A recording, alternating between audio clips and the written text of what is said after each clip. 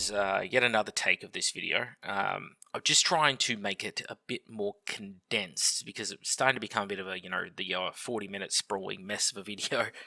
I don't want to take that long to get across the point of today's topic. So I have two videos in the pipeline, realistically at the moment, okay, with the next day or so. This is one of them. The other one is talking about this Librarian release, because I want to contrast it with the 30k one, because I have some interesting thoughts there. But with the Lion dropping for 40k, we have seen a repeat of the same pattern that I have been talking about since the Sisters of Battle was releasing, 3-4 years ago now, and also the same pattern that I was talking about being concerned that was going to get worse only 3 weeks ago when I was talking about specialist games. So with this happening, let's lay out the problem. First problems first. The website is unstable, okay? When there are lots and lots of people at once who try to get on it, it just can't hold up with it and it just crashes every time. We see screenshots of this with every single release, and in fact, we often see people get their orders accepted only to get an email a few days later saying, actually, your order is not accepted, we don't have the stock, here's a refund at least. That is a massive problem, right? The second thing we're seeing, of course, is a lack of stock.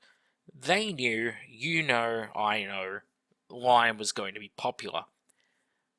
There is not enough Lionel Johnsons to go around. It's that simple.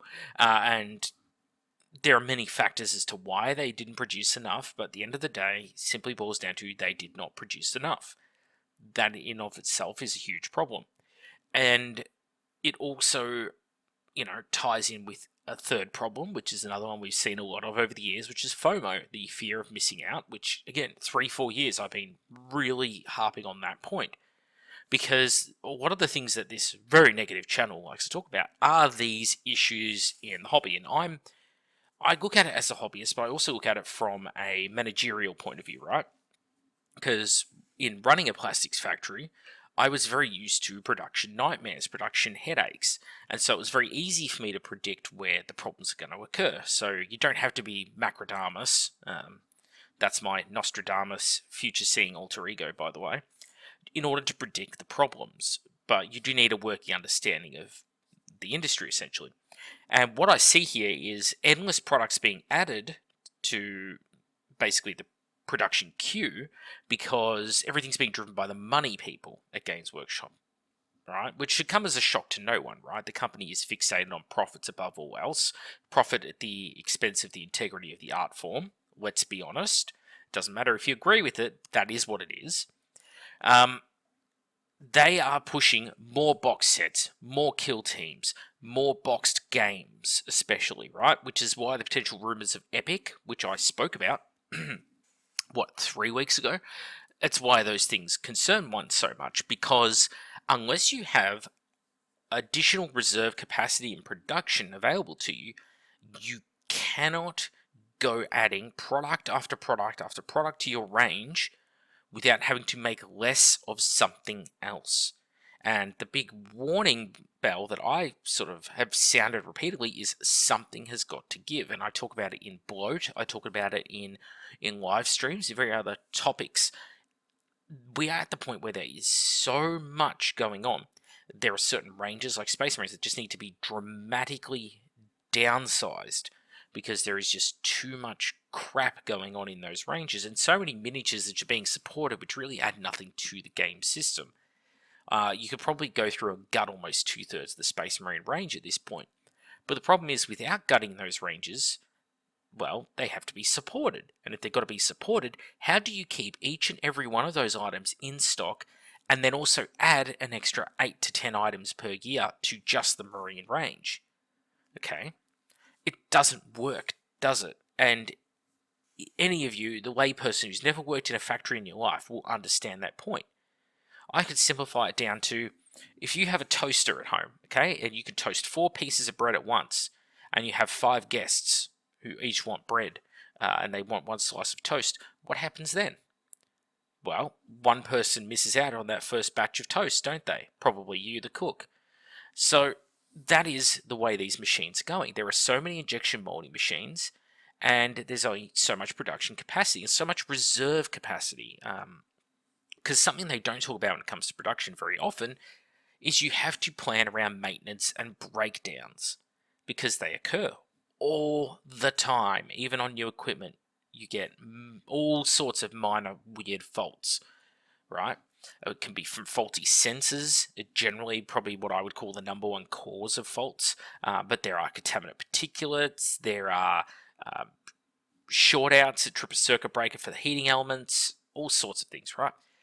So you cannot plan on having a perfect production output. What you have to do is take your best guess based off historical norms of what your production output will be, and you shoot for that. But of course, that doesn't take into account new products coming down the line. And like I say, how many new products can the line cope with before the production line starts to basically falter? You say, look, we've produced this many of this kit, it's not going to be enough to supply demand, but we have to rip the die out and put something else in because we just got to keep things going. Okay? That is what's happening here, at least on the production end of things. And we've been seeing these production woes basically play out across every major release for how long? Again, goes back to the Sisters of Battle. And in some cases, like the new 40k box set for 9th edition, they basically said, all right, throw in a pre-order and you'll go into a queue, and when we get around to it, we'll make more. It was essentially what it boiled down to, because they sold out so quickly. That's a lot healthier approach, especially if that is done in the weeks leading up to a big release. So people know that, don't worry, you don't have to go and scalp it, because what's happening is there are so many people right now who are scalping these products. They've set up bots to go in and buy 10, 20 of an item all at once, and those particular people that are doing that are able to succeed off that, because as far as some people are concerned, if I don't get it off a scalper, then I'll never get it. That is the fear of missing out in action, and the scalpers are able to farm that. And of course, the company doesn't really have any incentive to fix it, because, well, fuck it, they get paid either way, right? So why do they need to help you out and stop the problem of scalping? And this is what is obviously leading to a lot of these problems. The company has no incentive to fix it beyond helping us, the players, out. But as I pointed out in many recent videos, we are far too eager as a player base, for the sake of positive thinking, to forgive that behavior of the company rather than stamping it out, because it should be a taboo to the company to do so. And I don't know if other channels are talking about this topic. I don't know, I've probably harped on it to death. I tend to, by the way, not watch too many 40k content creators, because I like to formulate all of my own opinions. It's only if I've created a video on a topic and then something similar pops up in my feed later that I'll go and watch it, generally, because I then want to contrast what they said with my own views. I don't know if you guys are like that, but that's how I sort of function. But I look at these problems, and I look at the scalping issue, and I think to myself, what could they do about it? Where are the problems? And then one of the things that comes to mind is, well, why do we have pre-orders in the first place? Because I look at something like this, pre-order now, the Lion and Retinue, and I think, why? Like, pre-orders existed for things like motor vehicles, because they were making a production line for that motor vehicle, and once they stopped producing it, that was it. Okay, so if you want to get on the queue for the latest Lamborghini, that's great. We're only ever going to produce, 1,000 of it, and then that production line will be dismantled, and it will never, ever, ever be able to make that car again. Get your DeLorean DMC and make your Back to the Future time machine, or else. With video games, you see the same thing. Pre-order now. Well, why are you pre-ordering a video game? Well, in the old days, it was because there was physical stock that was produced on CD in a factory, and they needed some idea of the production output. Would you get your video game on release? And they would also throw in some kind of additional goodies in there. Back in the day, I think like Halo 2, for example, I think they gave us like an aluminium collector's box and stuff, okay? Nowadays, what do they give you? Give you like, I don't know, weapons, skins, different map packs. That seems to be a really common one. I think the original Battlefront 2019, 2019 or something it was. Whichever one came with Force Awakens. Maybe 2017. That Battlefront came out with the Jakku map pack. So there was a whole extra map. There was only 5 maps in the game, so 20% of the map content was hidden behind pre-order bonus. So there's incentives there, right? Get something, pre-order early, and because you've locked it in, we've now got guaranteed sales. We can match our production quantities, or you're always going to get it, right? So there's many reasons to pre-order. Games Workshop does not understand what a fucking pre-order is, because a pre-order is exactly that. I'm going to order it now, and then there's guaranteed going to be one made for me when the time comes. Instead, all you're doing is you are ordering a product that's going to be available for sale in the next week in your local store. And if it's going to be available for sale within the next week in your local store, you've not really pre-ordered anything. And on top of that, what is your early adoption bonus?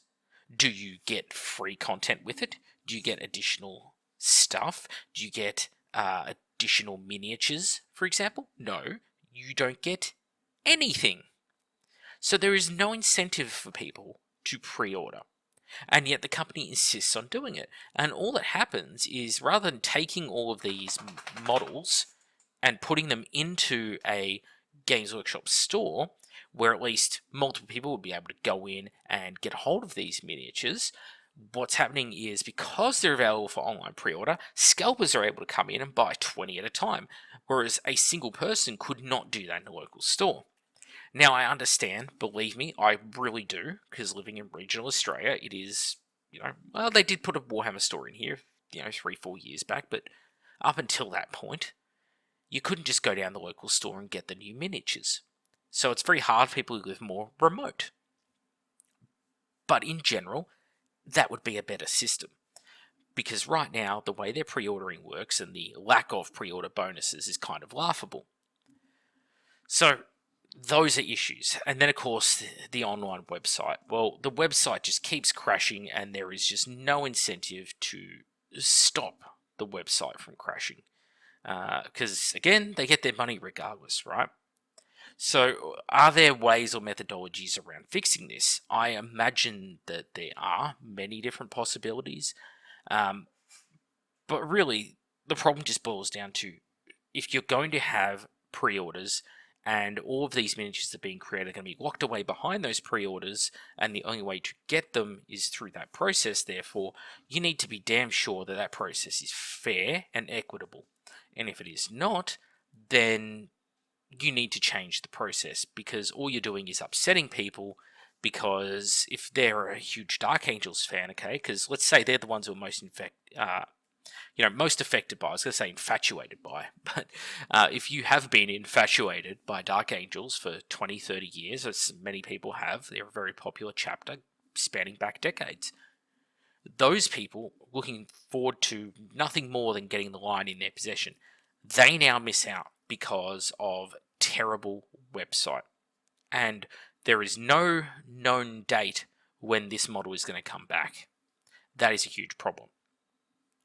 So, is there a way around it? Well, look, there's a couple of different ways around it. From a production standpoint, it could even be that things like this have to become made to order, where you say, order now, get it in 3 months' time. And with something like the line, I think you get away with that. You couldn't do that with Tactical Squad.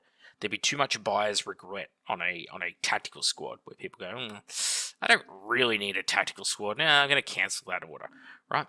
But with something like the line, you say the line is coming out, place your order today, and guaranteed within the next 90 days you're going to get one, because we are putting this die in the machine as we speak, and we're going to tally up all the orders that come through, and we're going to make this model plus some bonus stock, okay?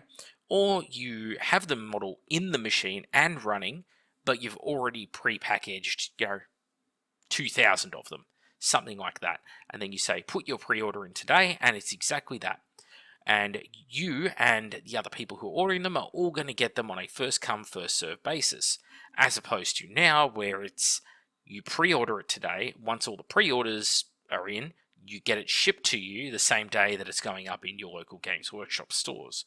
It's a weird and horrible system. And like I say, reserve production capacity is a huge thing. This problem is only going to get worse unless someone pulls their finger out of the company. I really, really, really can't stress this enough. I do not want Epic. I do not want an epic scale game to go alongside Titanicus or anything like that. No matter how much people go, oh, I want it, it's a great thing, screw you, Macca, for not wanting this. You've got to understand the give and take here. You get epic, you have killed or traded something else for it. Like, I need to be crystal clear on that. People complain that other game systems don't get supported, right? This is the reason why, is because they can't support other game systems or update old ranges when they're too busy just trying to keep up with the new crap they're bringing out and keep what they've already got in stock. Hopefully that makes perfect sense to people. Because if they are putting all of their time and effort into creating new Dark Angels models and working on this line, and then they create Epic as well, how are they going to put something like new Warcry warbands out there in scale? Right, it becomes a lot more difficult process. All right, and that's probably not the best example I've picked because they're relatively in stock with Warcry, but you know the basic point there is pretty obvious, I think. Anyway, that's it for this video topic. I'm going to wrap it up there, but as I said, there are a lot of issues in here. Okay, with stock shortages, with production woes, with this whole weird strategy of just producing more kits, but being afraid to get rid of some older kits. Like, yeah, it's going to suck in the short term for people, but you know, we're happy to let codexes get changed out all the time. We're happy to let editions die all the time. And yet a squad of Marines that can cost less money than the codex you bought for your army, we're afraid to let that die? I don't know. You've got to draw the line somewhere. Just remove all the firstborn Marines from the 40k range. That's all I'm saying. And I know it sounds horrible to people, but there's nothing saying you have to call Primaris Marines. Just call them Space Marines. There's a thought. And offer a head upgrade to your Primaris Marines that kind of turns them into the old ones, and you'll probably be fine. Anyway, that's it for me. Make it the Outer Circle. Thank you all for watching, and I'll see you all, hopefully not too far away, on that Librarian video.